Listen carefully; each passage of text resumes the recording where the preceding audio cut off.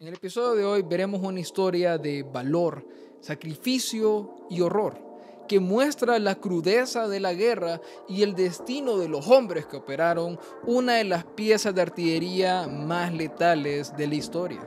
Era verano de 1942 cuando un batallón recibió la orden de trasladar dos unidades de la pieza de artillería misteriosa, llamadas Thor y Loki, las cuales se emplearían en el frente oriental contra las fortificaciones soviéticas. Concretamente estamos hablando del Morsel-Grad, Karlgrad o el aparato de Karl.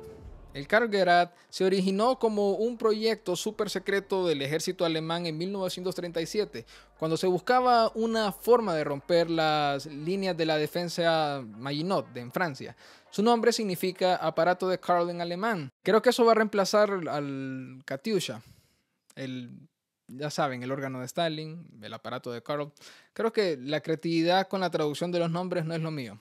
Y se le dio el nombre en honor al general Karl Becker, porque este supervisó su desarrollo.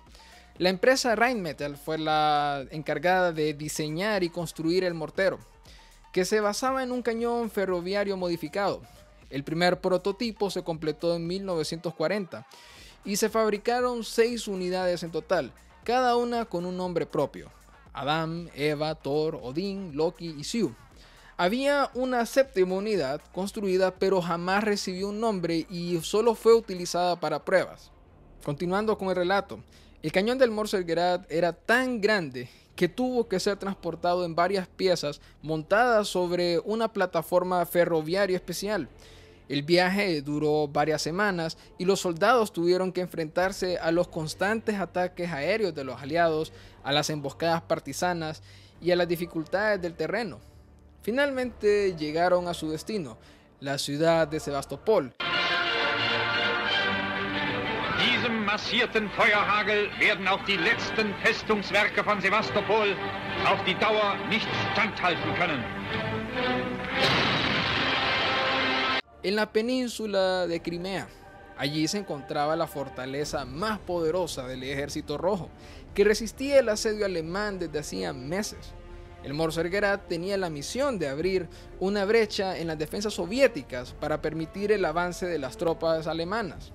Pero hasta este punto ustedes se preguntarán, ¿cuáles son las especificaciones técnicas de esta potente arma? El Morsel-Grad tenía una longitud de 11,15 metros, una anchura de 3,16 metros y una altura de 4,78 metros. Su peso era de unas 124 toneladas en posición de disparo. Y su tripulación estaba formada por 21 hombres, un comandante, un conductor auxiliar y 18 artilleros. El mortero estaba montado sobre un chasis con orugas que le permitía desplazarse a una velocidad máxima de entre 6 y 10 km por hora. El motor podía ser gasolina o diésel y tenía una potencia de 580 caballos. El mortero tenía un ángulo de elevación de entre 55 y 70 grados y un ángulo de giro de 8 grados. No es poquito, ¿verdad? Pero bueno. El sistema de retroceso era hidroneumático. El mortero disparaba proyectiles en dos partes. La carga propulsora iba primero y la ojiva. La carga propulsora se introducía primero en la recámara seguida de la ojiva. La recámara se cerraba mediante una cuña deslizante horizontal y bueno, ¡pum!, el disparo se realizaba mediante un mecanismo eléctrico. Fue literalmente uno de los morteros más grandes y potentes que se usaron en combate, capaz de lanzar proyectiles de hasta 600 milímetros de diámetro, imagínense, y más de 2 toneladas de peso a una distancia máxima entre 7 y 10 kilómetros. Los proyectiles que podía disparar el Morsel-Grad eran de dos tipos: el Betongranate o granada de hormigón en español y el Sprenggranate, granada explosiva en español. El Betongranate tenía una longitud de 1,58 metros y un peso de 2.170 kilogramos y estaba diseñado para penetrar estructuras fortificadas y causar daños por impacto. El Sprenggranate tenía una longitud de 1,35 metros y un peso de 1.250 kilogramos. Estaba lleno de explosivo TNT y tenía una espoleta de retardo. Este estaba diseñado para causar daños por explosión. El Morsergerat requería de una gran cantidad de vehículos auxiliares para su transporte y abastecimiento. Cada mortero iba acompañado por una grúa, un conjunto de 2 vagones ferroviarios pesados y varios tanques modificados para llevar los proyectiles. El mortero se desmontaba en varias piezas para su transporte por ferrocarril o carretera. Y el tiempo necesario para montarlo o desmontarlo era de unas 6 horas. Ahora continuando con el relato. El batallón se instaló en una colina cercana a la ciudad y comenzó el montaje del cañón. Era una tarea complicada y peligrosa que requería de mucha precisión y coordinación. Los soldados trabajaron día y noche bajo el fuego enemigo y el calor sofocante. Después de varios días, el Morsergerat estaba listo. Ojo, yo sé que les dije que el tiempo para montarlo era de unas 6 horas, pero 6 horas en condiciones ideales. ¿Okay? No 6 horas en el frente. Pero bueno, el primer objetivo fue el fuerte Stalin, una mole de hormigón armado que albergaba cañones, ametralladoras y búnkeres. El Morsergerat disparó su primer proyectil que surcó el cielo con un estruendo ensordecedor y bueno, los soldados observaron con expectación el impacto provocado, que levantó una nube de polvo y escombros. Cuando se disipó todo esto, vieron con asombro que el fuerte Stalin había quedado reducido a ruinas. Nuevamente, hasta este punto ustedes se preguntarán, ¿cuál fue el impacto de esta potente arma durante la guerra? El Kargerat era una pieza de artillería impresionante, pero que también tenía demasiados inconvenientes.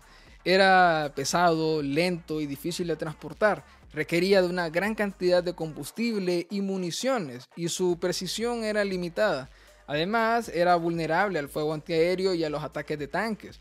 Por estas razones, el Kargerat no tuvo un impacto decisivo en el curso de la guerra y solo causó daños materiales y bajas civiles. Ahora finalicemos con el relato. El batallón celebró el éxito del disparo y se preparó para seguir bombardeando otros objetivos. Sin embargo, pronto se dieron cuenta de que no iba a ser tan fácil porque los soviéticos habían detectado la posición del Morsergerat y comenzaron a contraatacar con su propia artillería.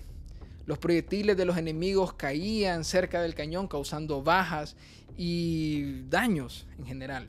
Los soldados tuvieron que protegerse en las trincheras mientras seguían disparando el Morsergerat.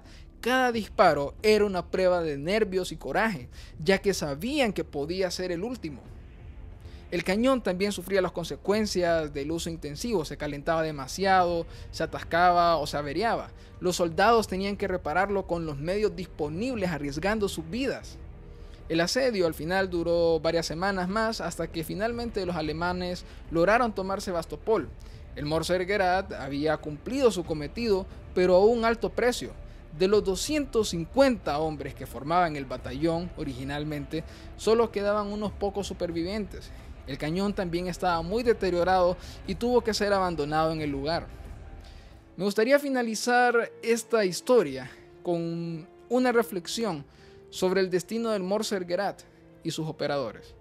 ¿Valió la pena tanto esfuerzo y sacrificio por una máquina de guerra? ¿Qué sentido tenía aquella guerra que solo traía muerte y destrucción? ¿Qué les esperaba a los soldados que sobrevivieron en un mundo en el que ya no tenían cabida? Todas esas preguntas me pueden ayudar a responderlas en los comentarios. Y bueno, ahora sin nada más que agregar y esperando que les haya gustado esta interesante historia sobre esta pieza de artillería, nos vemos en un próximo video. Cuídense.